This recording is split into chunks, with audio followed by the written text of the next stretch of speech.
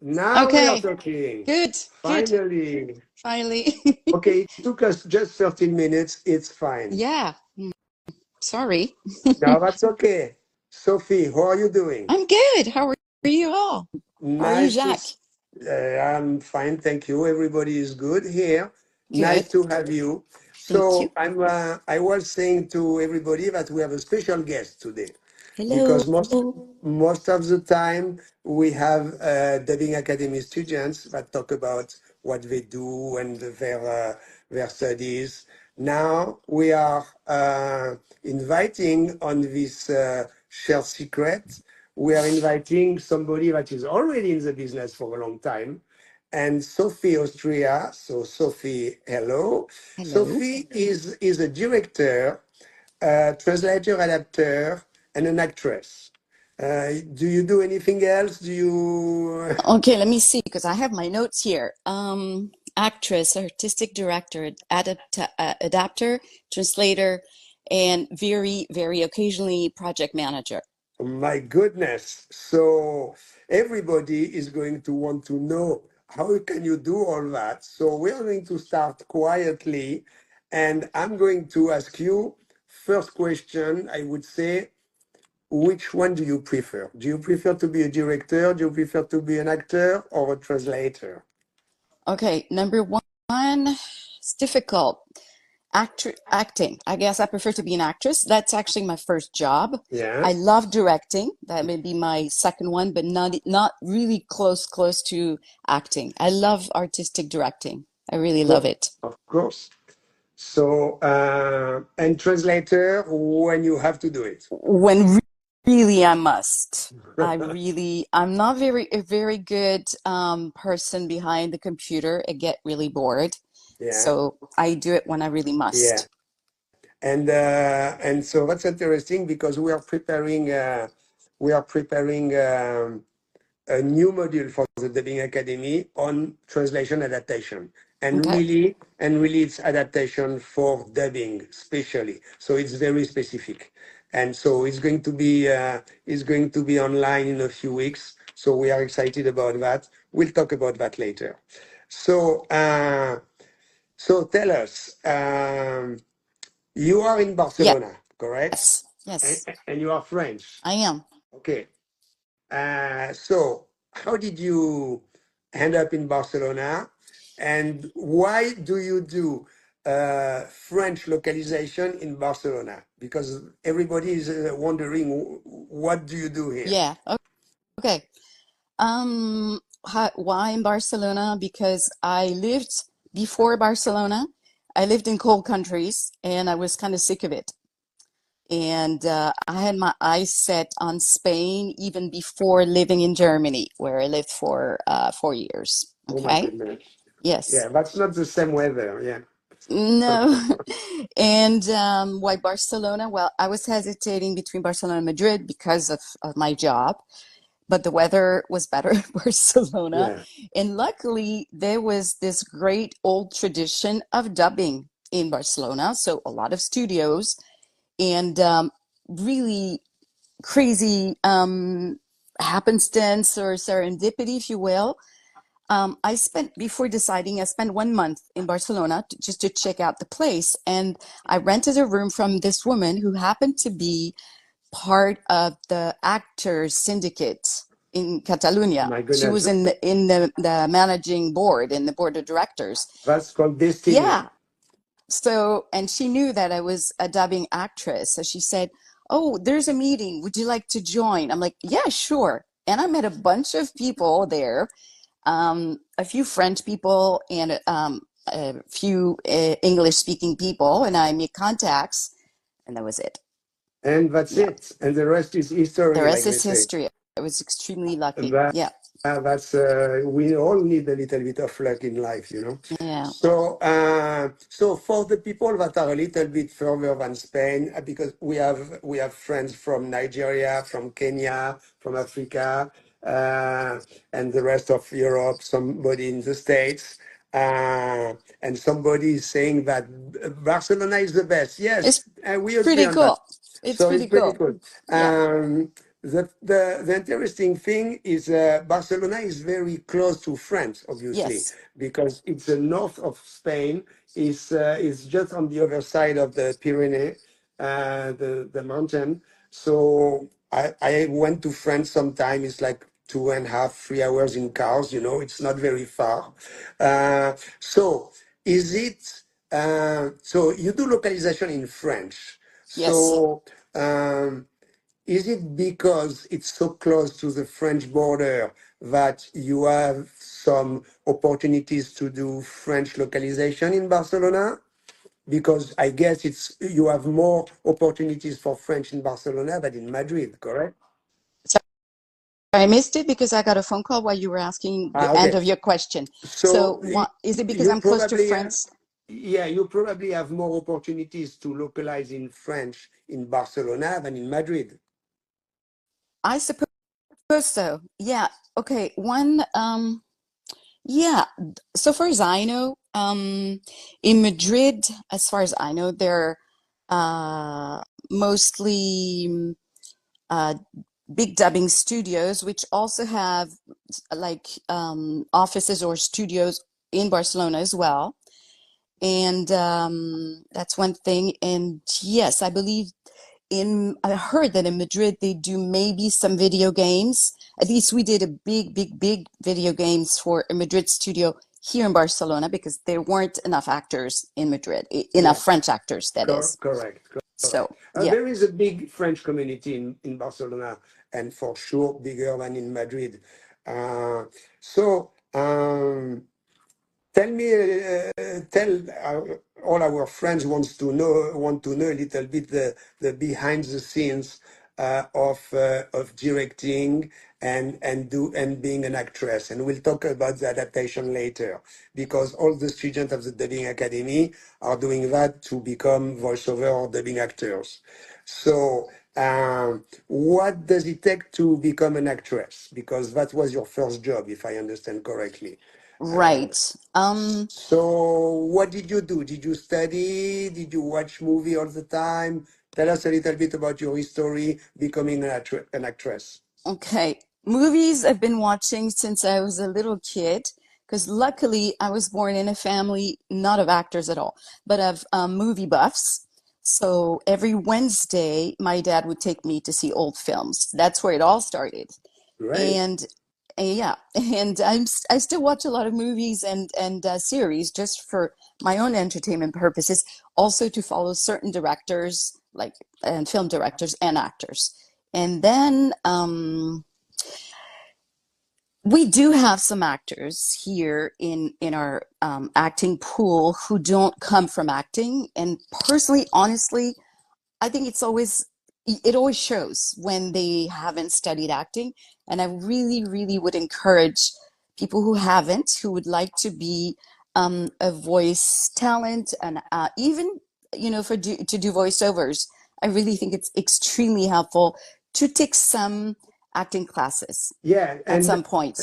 that's absolutely true. And I Because did. I did. I studied acting in Chicago while I was living there, and great, also studied acting in Paris when I was living there. So, and great. when I was a kid, also did a bunch of theater, put on plays and things like that. So, yeah, I've always had this inkling, this draw towards acting. Yes, and that's what I said to everybody. The Dubbing Academy is an online course. It's a great start. It's a lot of theory. It's a lot of explanation. We talk about voice placement. We talk about delivery. We talk a little bit about acting, but it's limited in the sense of if people want really to become an actor and a serious actor, they have to practice, practice, practice. And obviously, acting school is a good way to do it. Oh, we have a. I A always wanted to be an comment from actress. Maria. Yeah, Yeah. Okay. yeah. Great. I wanted to address this from Maria. Yeah, yes, Um, please. you lose yourself completely when you're on stage, is what I understand. That's really normal, and that's what it's about. It's kind of like when you learn how to swim after, when you're older, not when you're a kid, but when you're older, you get overwhelmed because you're surrounded by water all around you. And it's just like anything else. Practice, practice, practice. So, go through it, make yourself, put yourself, quote unquote, in danger. Do little things first, and then gradually you grow. I mean, I haven't done a whole lot of plays or films or series as an image actress. But it was funny because when I was leaving Germany, I actually hadn't acted in Germany. I was a assistant director for a play, and that was all other than dubbing. And when I was leaving, in the midst of leaving, I stopped over in Paris, and that's when I got called to go on a 3 months tour, theater tour in Germany for a play in Great. French, which we toured.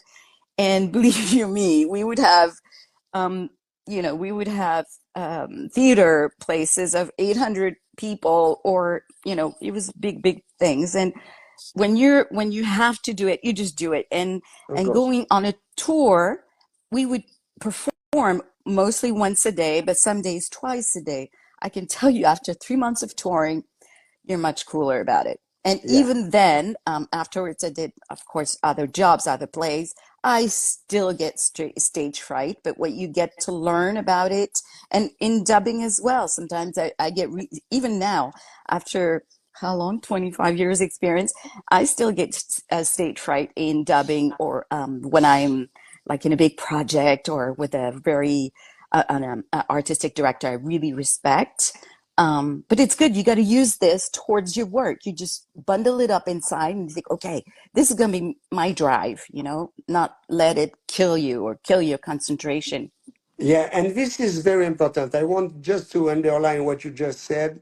You just say when I was a image actress. So the image actress versus the dubbing actress, and in fact, it's really close Very. because if you do dubbing, you don't have a camera in front of you, but you have a microphone. And a lot of people are very intimidated by a microphone, the same as a camera. And you have to perform. So a lot of people don't really understand that dubbing actor is really acting, and it's I not know. just Yeah. reading a text. Oh, So yeah. the acting is the same. So, you said that you were watching a lot of movies. So when you watch a movie, what do you watch? So this helped you to become an actress, obviously. So you watch a movie, what do you do? Because me, I spent so much time in the post-production room when I was at Warner Brothers mixing all these big movies. That now when I watch a movie, I'm listening for a bad sound effects, or I'm looking for A a mic. little microphone that is Yes. on the Yeah. screen. Or the shadow of So the mic. it's It's yeah, horrible. it's terrible. I'm looking at the cut, so suddenly you have the actress like that, and the next cut is like that, and say, Yeah. that's not Yeah. natural. So this is not good Yeah. because I'm too much in the Yeah. details. But when you watch an actor or an actress, what do you watch exactly? What's going to help you to become better? Mm. Okay, this is a very difficult question, but because it kind of depends on, excuse me, on the film or the series and the actors. Of course. Okay, okay, Alexander, we keep your question and we'll answer it right after. Thank you. Um, Basically, when it's actors I really respect or really love, what I look for is to forget that they're acting and to just be drawn into the journey of the story and the film. Okay. Exactly. And when they're really good actors, that's what Yeah. happens.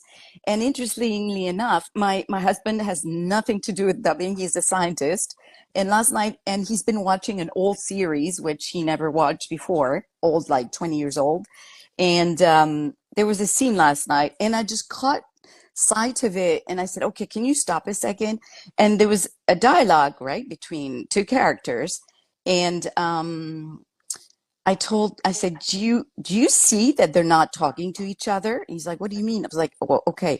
When you talk to somebody, you look at them in the eyes, but you're not looking like at two dots on a wall where your gaze never moves.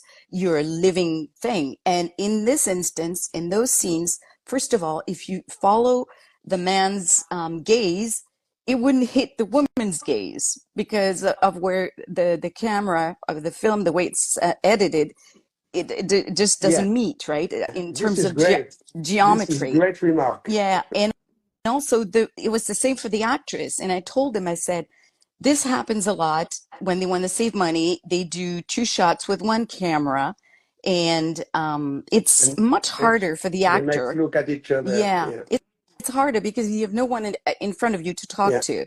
It's much more fun and much more pleasant when you actually have the other actor, even if he's off camera, who gives you the dialogue, even if you don't hear his voice, but you have them present. So So the same thing happens often when you have several characters dubbing a scene, and I always say the first one is unfortunately not the lucky one because you don't have anybody yeah, yeah, against you. yeah, yeah. So obviously the second has a little bit more facility to talk because he's answering to the first one, etc., Oh etc. yeah, oh So yeah. that's a very good remark. Tell Mm. me a little bit about. Let's talk about the direction now. Okay. So Um, I will. We have to remember Alexander's question. Talk about direction. direction, and the first question I have for you is. Did you direct some people that directed you Oh before? yes, Or of many course, times. because I know you because we already met in Barcelona, and I know some of the other directors in the French school in Barcelona. So, what's the relation when you have somebody directing you, but you already directed this person before? So, what is how is the Yeah, the feel going? It's a little bit different. it is a little different. It's very interesting, your question, and I'll answer very, very honestly. Okay, just be prepared. It really depends if you are friends with that person or not. Okay, because we all know each other. Yeah. There's not that many of us. It's not like we're working in Paris and you have thousands and thousands of actors. It's not the case at all. But here we all know each other. So if it's with a friend, um, it's fine. I mean, like when I started, I was a little worried. I was like, oh my God, am I going to be judged? Are they going to think I'm as good a Exactly. director as they are?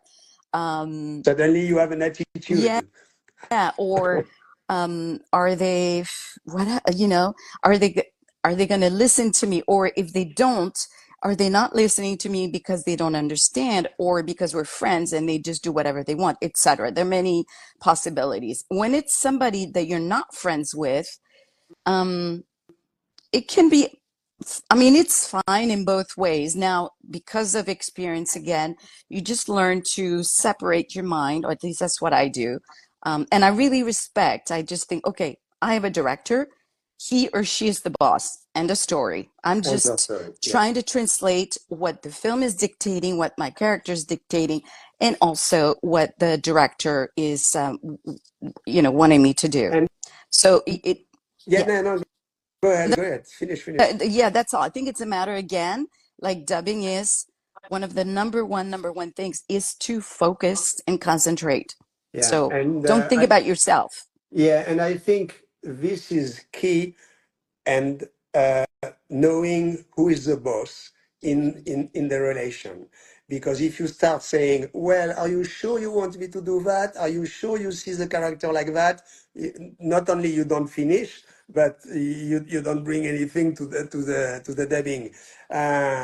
And my wife is a chef, she cooks, and she always tell me, in the kitchen you have one boss, Yes. and if you have two bosses, that doesn't work. So one boss and everybody has to listen. And it's exactly the same thing in dubbing. You have one director, and it's his responsibility or her responsibility to make the movie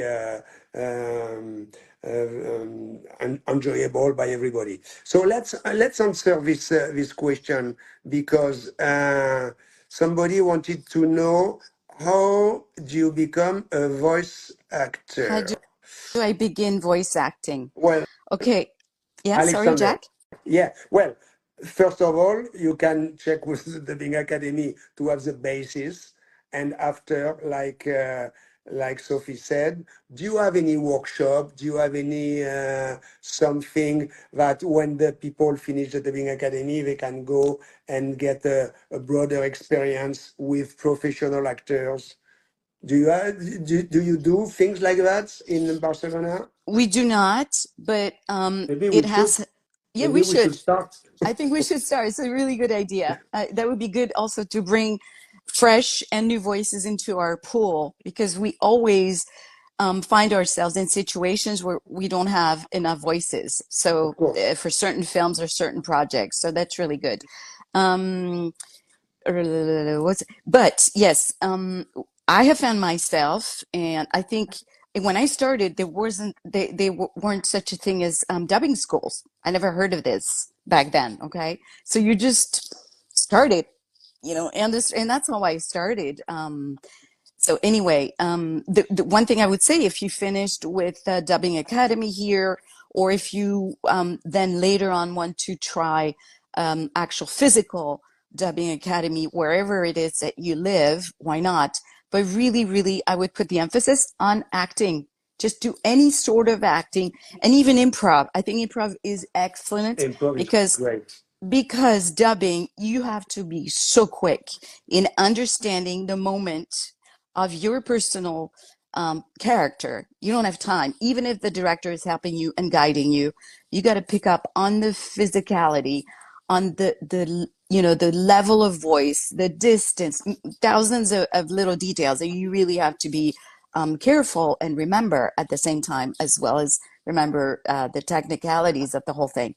So I really would emphasize in acting, and then you just record. You go on YouTube, you choose a few different samples that you want to, and you just record Yeah. it, do your website, and you start showering all the studios and it works. I promise you. I cold, I cold called or send my, when I came here, I didn't know anybody, I just send my info to people, and that's how it goes little by little. Great. So Aitana is asking you, what is your most memorable or funniest moment in your career? Oh, I'm sure you had a lot of Wow, funny yeah, I have things. a lot of them. Mm, God, I don't know. Well, maybe one that would come at the top of my head. Maybe, of course, my first leading role in Spanish. Okay, yeah, I have two leading roles, one in Spanish and one in German, my first ones. And I was scared. You have no idea because neither of them are my mother tongue. So I was extremely scared. And when I did my leading roles in Spanish dubbing, I was, I had started, when did I move here? Yeah, like 5 years beforehand or something like that. Not even. So I was really scared. And Um, and then you were directed by a Spanish director. a very famous one in Barcelona, one of the most famous ones. And being maybe one of the most famous ones, I don't know, he happened to be the kindest, most patient and generous man. And I promise you, and this happens a lot with extremely talented and experienced people. Yeah, They have nothing to prove, exactly. and in general, and normally they're super, super kind.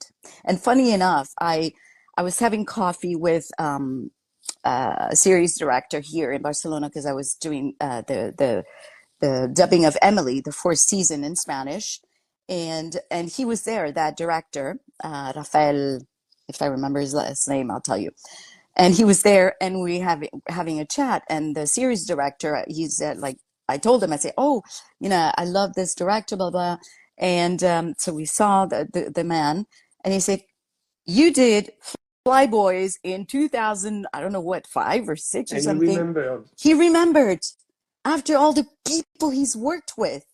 I was like, maybe he remembers because it was pretty bad. I don't know. No, I'm sure it was great. But So you did Emily, the voice of Emily in Spanish? no, I do the character of Sylvie, who is her Oh, boss. yes, Yeah, Sylvie, yeah, the absolutely. Well, nasty Sylvie, boss. so you have yeah. And you know that, by the way, this Sylvie is famous of a big producer in France, and she speaks Italian very well. Oh, She's right. bilingual. Oh, She speaks French and Italian. I Yeah. didn't know that. Yeah, Um, because sometimes you can hear a few names in Italian, she and speaks it very well. In the last series, I don't know if all of you, I see some people like this series, so I'm glad. Um, they are in Rome, and there are a lot of rumors of maybe a fifth season in Rome. So, and she does speak it very, very well. yeah. And luckily, I had to dub her. Philippine Leroy-Beaulieu is her name, and her French actress name. Luckily, I speak Italian, so that was okay. And just to answer my second big memory was dubbing the Da Vinci Code in German. That was very impressive. Very impressive. Wow. Mm. So, uh, as an actress, does it help you to speak a bunch of languages? Because I understand that Mm. parli italiano, tu Sí. parles français, Oui.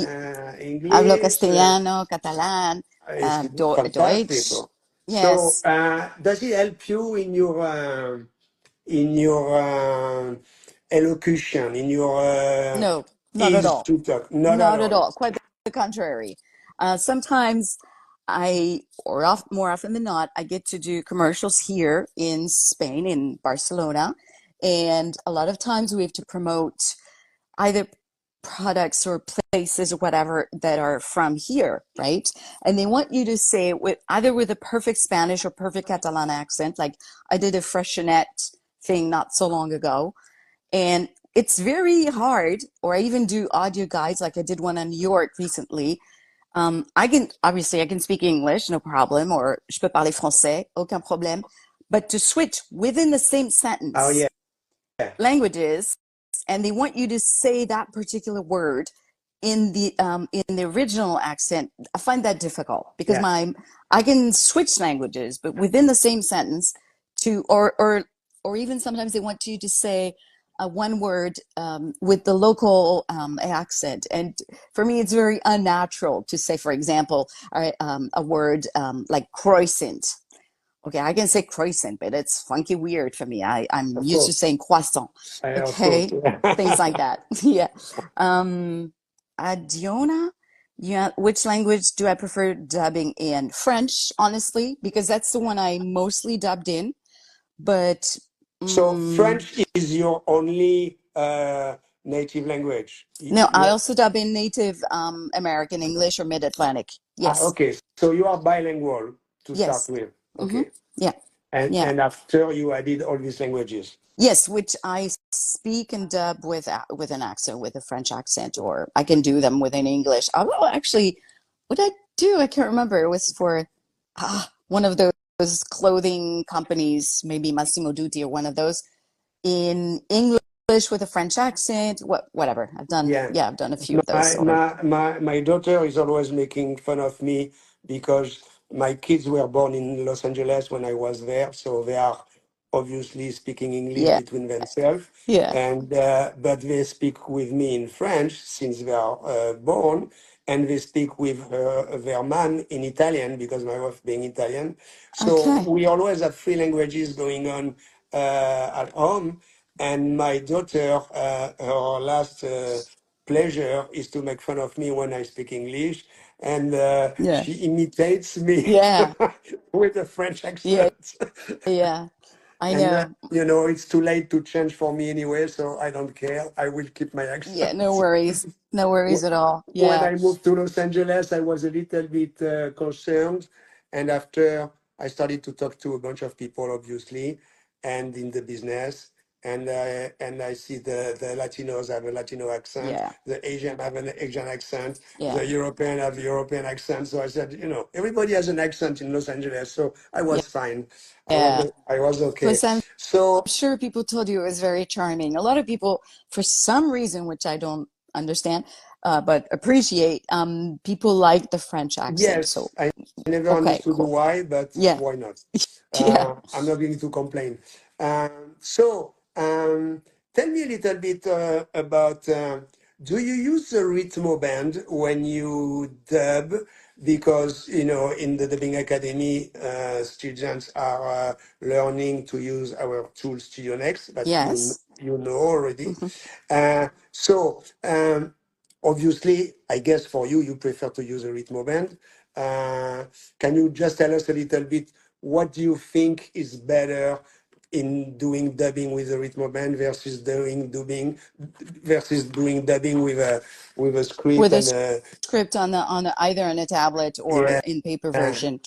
Um, yeah, I'm kind of used to doing both, and I was thinking about it. I remember the Da Vinci, and I also did I don't know, some other a Terrence Malick film, which was called The Tree of Life. Anyway, in Germany they have yet another system. They have like it's really funky. They called it the little Zuckerstück. It's a little piece of square sugar that goes white thing that goes around the screen at the bottom, and you're supposed to start when when your little sugar cube is at the other end. Anyway, Ritmo versus paper or tablet. Well, you have much less to worry about. You just read, right? That's Exactly. amazing. That's a luxury, which no other country in the world I does, know. which I don't understand. Okay, Me that's neither. that's I for tried to starters. understand for 20 years, and I tried to convince a lot of people to Mm. use the Ritmo band. It's, Apparently, we have a I problem mean, of course, it's more work to prepare before it, but to not to prepare, act it. but to do it, it's much easier. You just exactly. You Exactly. mostly focus on your acting and on the screen because also one of the big drawbacks of working with a tablet or a paper is that your eyes will go down because you have to read. And by the way, guys, I don't know in your countries, but in Spain at least, I can tell you, it's a really good idea to as quickly as possible to remember your text by heart.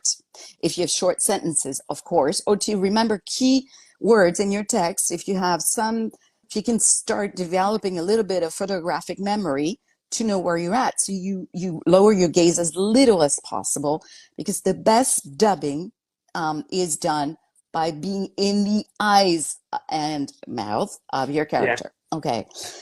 Yeah. And what was I going to say? Okay, one thing to be aware of when you do Ritmo and you get used to it, again, with time and experience, but it's good to be aware of. You don't have any time at all to, or hardly any time at all, to take a distance and actually observe and act. Okay. So a lot of people, it sounds a bit read versus acted or lived, if you will. So try to stand away from this and try not to read. You're not reading, you're interpreting. It's Yeah. really, really important. And Yeah. I remember in Paris, I used to, when I was supervising the movies for Warner, I argued a few times with dubbing actors in Paris because I told them, look, guys, you have the best tool to dub. It's a luxury. You just have to read. But don't read, act, because it's too easy. If you just arrive there, the hand in your pocket, and start dubbing, no, you Yeah. need to do a little bit more than that. Mm. So obviously that's a problem. It's too easy, but people have to.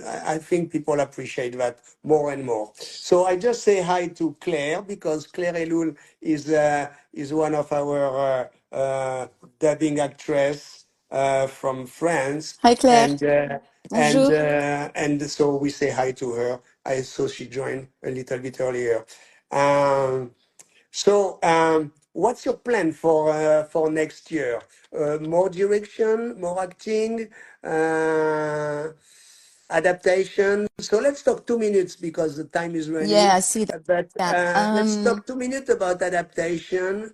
Uh, you don't like it too much. You said No, you no. have to do it because I explained in the next module of the Dubbing Academy that adaptation is really you don't dub to a movie, you don't dub to a language. I say you dub to a culture, and adaptation is all about culture. Oh, yeah.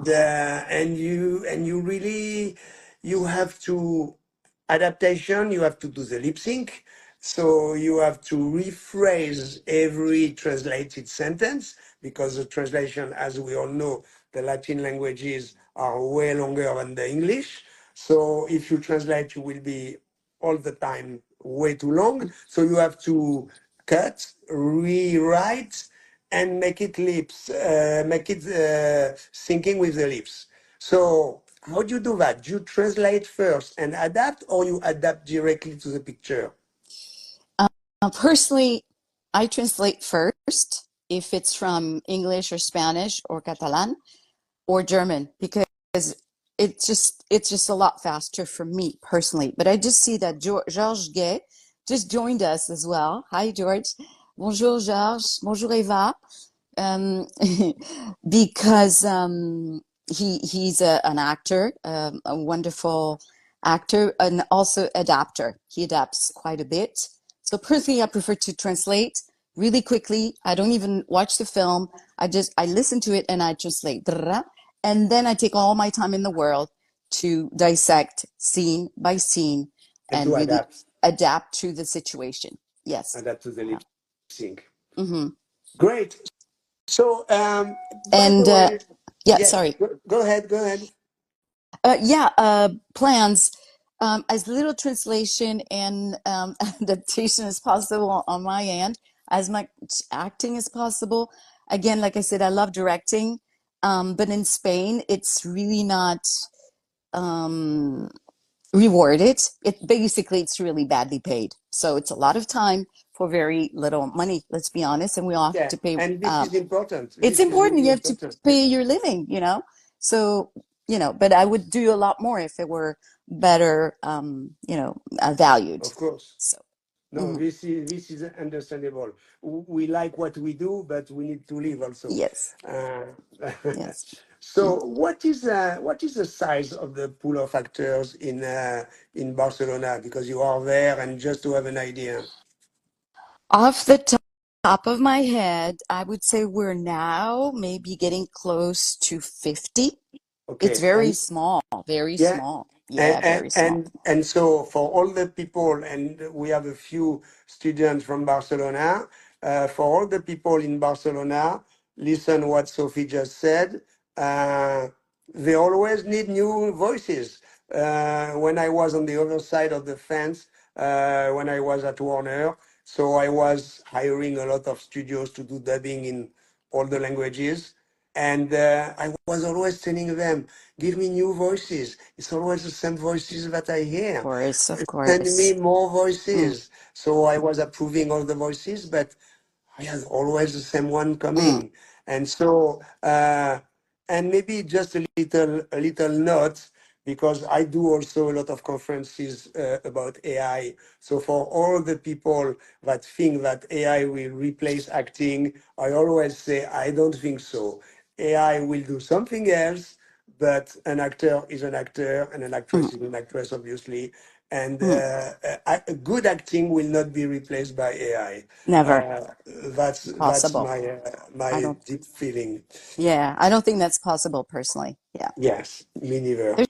There's a So question here. Does one need to look at the video as well as the Ritmo or just watch the video first to get a feel and then read out without paying too much attention to the video?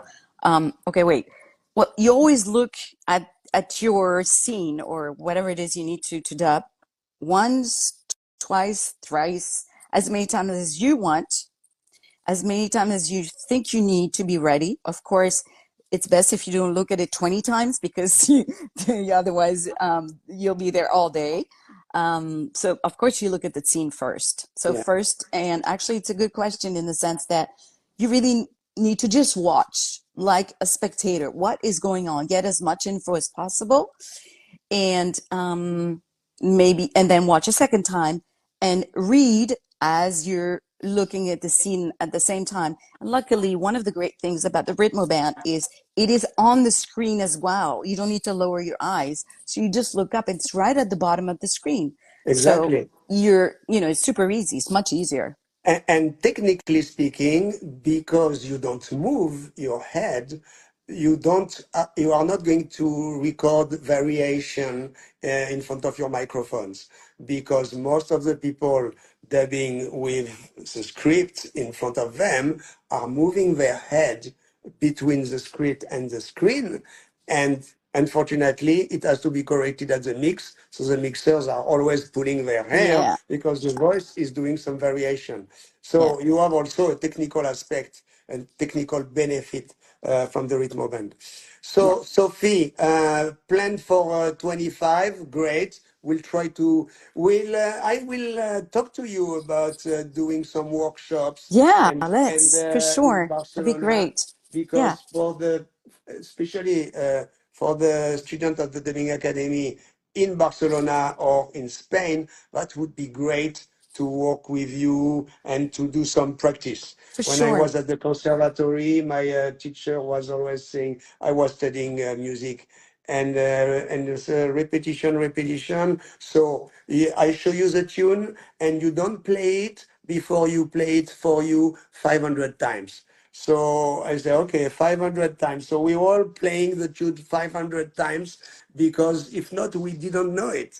Yeah. So, and I see a little remark. I would love to see Welsh language. So I can tell you that not Welsh, but I remember uh, my group in at Warner dubbed Harry Potter in Gaelic Wow. for a TV station. So we did a version of Harry Potter in Gaelic. It's not Welsh, but it's not too far. So, Mhm. so sometimes you have movies that are dubbed in these languages, and this is great.